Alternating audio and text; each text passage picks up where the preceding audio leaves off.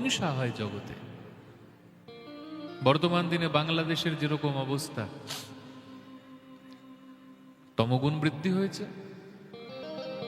তাই জন্য যারা দুষ্কৃতী, যারা অসুর স্বভাবের, আসরূপ ভাব স্বভাব বিশিষ্ট যারা, তাদের এখন শ্রীবৃদ্ধি হচ্ছে। দেখা যাচ্ছে না বাংলাদেশের সেই মানচিত্রের দিকে। সেদিনকে ফেসবুকে একটা পোস্ট এসেছিল, 48 ঘন্টার মধ্যে 50টি নারী রেপ হয়েছেন। কত কতজনকে তো হত্যা করে ভাসিয়ে দিয়েছে। আজকে সকালবেলায় উঠেই দেখছি বড় একটা লাগেজের মধ্যে ভরে মেরে কেটে ফেলে রেখে দিয়েছে জলে। আর কত হিন্দুর ঘরে আগুন লাগছে তার তো কোনো হিসাবই নেই সরকারের কাছে। স্বামী স্ত্রী শয়ন করেছিল, দুষ্কৃতীরা প্রবেশ করে স্ত্রীকে ধর্ষণ করে তাকে হত্যা করে স্বামীর গলাটায় কোপ দিয়ে চলে গিয়েছে। এই প্রকার পরিস্থিতি আজকে সেই বাংলাদেশি হিন্দু ভাই বোনদের। কত ছোট ছোট বোনকে ধর্ষণ করে হত্যা করে পথে ফেলে রেখে দিচ্ছে। একটু যদি খবর নেন তাহলে পাবেন কি অবস্থায় আজকে তারা আছে।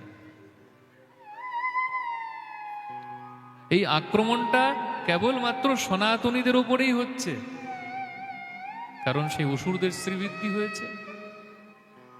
দুষ্কৃতীদের সময় এখন রক্ষা করবার জন্য কেউ নেই, তাদের কেউ নেই। সরকার মাত্র তামাশা দেখছে, প্রাণটা কেঁদে উঠছে তাদের এই প্রকার পরিস্থিতি দেখে। কোনো বিচার নেই, কোনো প্রশাসন নেই, কোনো কিচ্ছু নেই, কোনো মানবিকতাই নেই। মেয়েটাকে ধর্ষণ করেছে বলে বাবাটা বিচার চাইতে গিয়েছিল, বাবাটাকে খুন করেছে। মেয়েটা সেই বাবাটার কবরের সামনে বসে দাঁড়িয়ে দাঁড়িয়ে নয়ন জল বিসর্জন করছে। এইসব দৃশ্য আমাদের ইতিহাস কখনো দেখেনি। বাবাটার সমাধির সামনে মেয়েটা দাঁড়িয়ে দাঁড়িয়ে ভগবানের কাছে প্রার্থনা করছে, হে প্রভু, এর শেষ কবে হবে?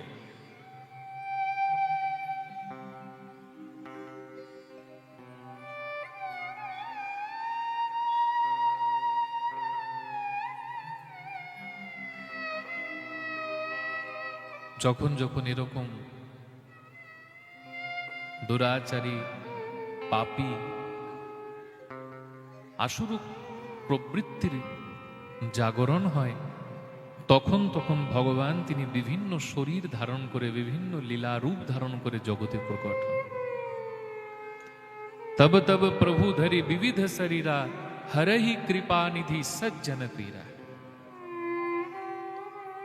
ভগবান তিনি সেই লীলা শরীর ধারণ করে জগতে এসে ভগবান সেই সমস্ত সজ্জন ব্যক্তির দুঃখ কষ্টকে দূর করে দেন। বারবার ভগবান আসেন। ধর্মের 4টে স্তম্ভ আছে মা। यदा यदा हि धर्मस्य ग्लानिर्भवति